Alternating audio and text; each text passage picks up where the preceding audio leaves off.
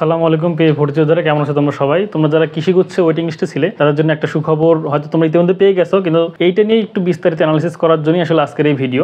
অনেকে এখনো অপেক্ষায় আছো যে আগামীতে হয়তো চান্স হবে কি হবে না, এই সকল বিষয় নিয়ে একটু বিস্তারিত কথাবার্তা বলবো। তোমরা হয়তো জানো যে আজকে 6 জুলাই তোমার কৃষিগুচ্ছের ওয়েবসাইটে নতুন একটা ওয়েটিং লিস্ট প্রকাশ করছে, সেটা হচ্ছে সপ্তম ওয়েটিং লিস্ট। তো এই সপ্তম ওয়েটিং লিস্টে কোন বিশ্ববিদ্যালয়ের কোন ফ্যাকাল্টিতে কতজন ওয়েটিং থেকে চান্স পাইছে এই বিষয়গুলো সম্পর্কে বলবো, এবং এই পর্যন্ত ওয়েটিং লিস্ট থেকে কতজন স্টুডেন্ট চান্স পাইছে সেটা আমি জানাই দেবো। এখানে যতজন স্টুডেন্ট চান্স পাইছে তোমাদের ভিতরে একটা কনফিউশন হতে পারে, চান্স পাইছে এতজন, আমার মেরিট পজিশন তো তার চেয়ে বেশি, আমি কিভাবে চান্স পেলাম? এই বিষয় নিয়ে আমি কনফিউশন ক্লিয়ার করবো। এবং এছাড়াও যারা আসলে সপ্তম ওয়েটিং লিস্টে চান্স পাইছো এদের ভর্তির ডেট কবে, পরবর্তী কি করণীয়, এবং পেমেন্টের ক্ষেত্রে তোমার অনেকেই বিভিন্ন ইস্যু ফেস করতে, এটার সলিউশন হিসেবে কি করা যায়, এই সকল বিষয় নিয়ে অনেক গুরুত্বপূর্ণ কথাবার্তা আজকের ভিডিওতে আলোচনা করবো। তো চলো আমরা একদম ভিডিওর ভিতরে ঢুকেছি, অ্যানালাইসিস গুলো একটু দেখি। আরেকটা বিষয় তোমাদের একটু রিমাইন্ড করে দেওয়া দরকার, এই প্রত্যেকটা ওয়েটিং লিস্টের আগে কিন্তু একটা অটো মাইগ্রেশন সম্পূর্ণ হয়। অটো মাইগ্রেশন হওয়ার পরে যত সংখ্যক আসন ফাঁকা থাকে সেই সংখ্যক ফাঁকা আসনে ওয়েটিং লিস্ট থেকে স্টুডেন্ট টেনে তারা কিন্তু বিভিন্ন বিশ্ববিদ্যালয় বিভিন্ন সাবজেক্টে লিস্টটা দেয়। পটুয়াখালী বিজ্ঞান ও প্রযুক্তি বিশ্ববিদ্যালয়ে তোমার এনিম্যাল হাজবেন্ডারিতে নতুন করে চান্স পাইছে হচ্ছে 31 জন, সিলেট কৃষি বিশ্ববিদ্যালয়ে ইঞ্জিনিয়ারিং ফ্যাকাল্টিতে চান্স পাইছে 16 জন, খুলনা কৃষি বিশ্ববিদ্যালয়ে ইকোনমিক্সে 26 জন, ইঞ্জিনিয়ারিং 18 জন, হবিগঞ্জ কৃষি বিশ্ববিদ্যালয়ে এগ্রিকালচারে চান্স পাইছে 2 জন, ফিশারিজে চান্স পাইছে 27 জন, এবং ভেটেরিনারিতে চান্স পাইছে 15 জন, এবং সর্বশেষ কুড়িগ্রাম কৃষি বিশ্ববিদ্যালয়ে এগ্রিকালচারে থেকে চান্স পাইছে 19 জন, এবং ফিশারিজে চান্স পাইছে 35 জন। সপ্তম ওয়েটিং লিস্ট থেকে এই সকল কিছু যোগ করলে টোটাল 189 জন স্টুডেন্ট নতুন করে ভর্তি হওয়ার সুযোগ পাইছে। এখন এই 189 জন স্টুডেন্ট পরবর্তীতে কি কাজ সেই বিষয়ে একটু কথাবার্তা বলা যায়। আজকে যেহেতু 6 জুলাই কৃষিগুচ্ছের সপ্তম ওয়েটিং লিস্টের রেজাল্ট দিছে, তোমাদের আগামী 7 থেকে 11 জুলাই এই কয়েকদিনের ভিতরে তুমি যে সাবজেক্টে পাইছো, তোমার যদি মনে হয় আমি আমার পছন্দের সাবজেক্ট পেয়ে গেছি, এই 7 থেকে 11 তারিখের ভিতরে তোমাকে অনলাইনে 10,000 টাকা পেমেন্ট করে ভর্তি কনফার্ম করতে হবে, এবং তারপরে তোমার চূড়ান্ত ভর্তি সহ আরো বিভিন্ন স্টেপ আছে, সেটা আমি ধাপে ধাপে আসতেছি। 10,000 টাকা দিয়ে ভর্তি কনফার্মের জন্য অনেকেই বিভিন্ন রকম সমস্যা ফেস করতেছো। এক নম্বর সমস্যা তোমার পেমেন্ট ইস্যু, এটাই সবচেয়ে বড় সমস্যা। পঞ্চম এবং ষষ্ঠ মাইগ্রেশন স্টুডেন্টদের যে সমস্যাটা হয়েছে সেটা হচ্ছে যে অনেকে একদম ডেডলাইনের দিন, আমি যদি উদাহরণ হিসেবে বলি যে 11 জুলাই তোমার কিন্তু সপ্তম ওয়েটিং লিস্টের ডেডলাইনের দিনে যারা হচ্ছে সন্ধ্যার পরে ভর্তির টাকা জমা দিতে গেছে তাদের অনেকে কিন্তু পেমেন্ট নেয় নাই। তারা বিভিন্নবার চেষ্টা করছে কিন্তু তারা আসলে পেমেন্ট দিতে পারে নাই। তো পেমেন্ট যেহেতু দিতে পারে নাই, পরের দিন কিছু কিছু যে হেল্পলাইন আছে সেটাতে যোগাযোগ করলেও অনেক সময় কল ধরে নাই, কল ধরলেও বলছে যে আমাদের আসলে কিছু করার নাই, ভর্তির ডেট তো পার হয়ে গেছে। সপ্তম ওয়েটিং লিস্টে চান্স পাচ্ছে তাদের ক্ষেত্রে আমার যে পরামর্শ থাকবে, তোমরা চেষ্টা করবা হচ্ছে যে এই 7 থেকে 11 তারিখের ভিতরে অফিস আওয়ারের টাইমে তুমি হচ্ছে টাকাটা জমা দিবা। তো আমি আরো বলি, যেহেতু ডেডলাইনের দিন এই সমস্যাটা হচ্ছে, তোমার ডেডলাইন পর্যন্ত আসবাই না।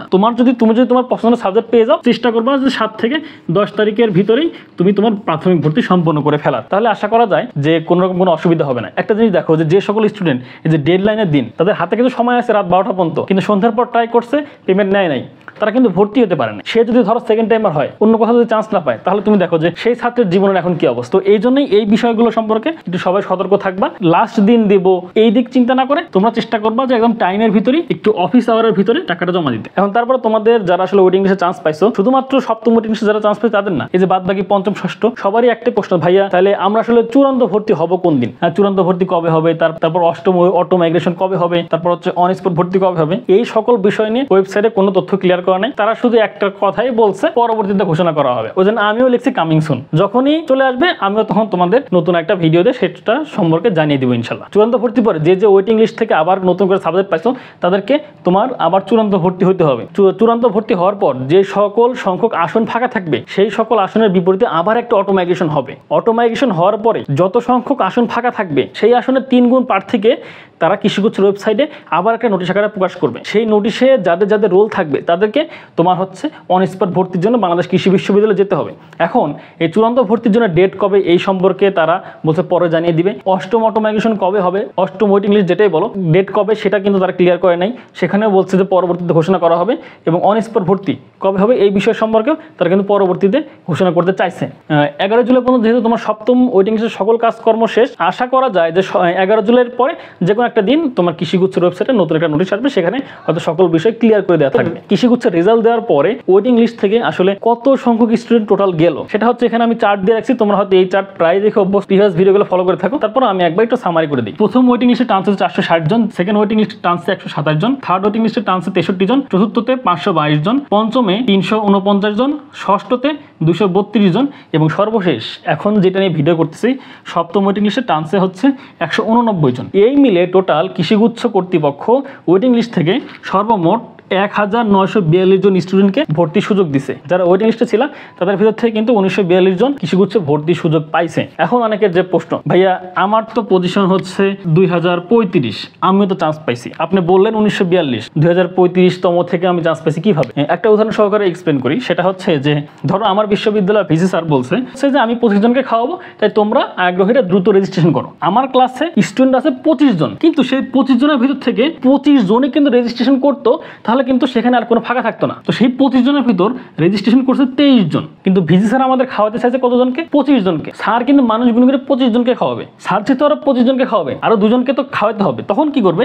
এই যে পজিশনের 26 এবং 27 নাম্বার যারা ছিল তারা কিন্তু এখানে আবার খাওয়ার ভিসি স্যারের কাছ থেকে সে খাওয়ার সুযোগটা পাবে। তো এখান থেকে আমরা কি বুঝলাম? মানুষ তোমার চান্স হচ্ছে 1942 জন, কিন্তু এদের ভিতরে অনেকে আছে যারা সাবজেক্ট চয়েস দেয় নাই, কিন্তু তার মেরিট পজিশন কিন্তু ওখানে আটকে গেছে। যে সাবজেক্ট চয়েস দেয় নাই তার কিন্তু তার পরবর্তীতে ভর্তি হতে কোনো সাথে কিন্তু সম্পর্কিত নাই, মেরিট পজিশনটা কিন্তু ওখানে ফিক্সড হয়ে গেছে। তার পরের যে পজিশন ছিল সে কিন্তু আগে আসছে। এরকম করতে করতে আমি যতটুকু তথ্য কালেক্ট করতে পারছি, তোমার হচ্ছে যে 2039 পর্যন্ত কিছু প্লাস হবে মাইনাস হবে, এই পজিশনে যারা আসলে ছিল তারা হচ্ছে একটা সাবজেক্ট পাইছে।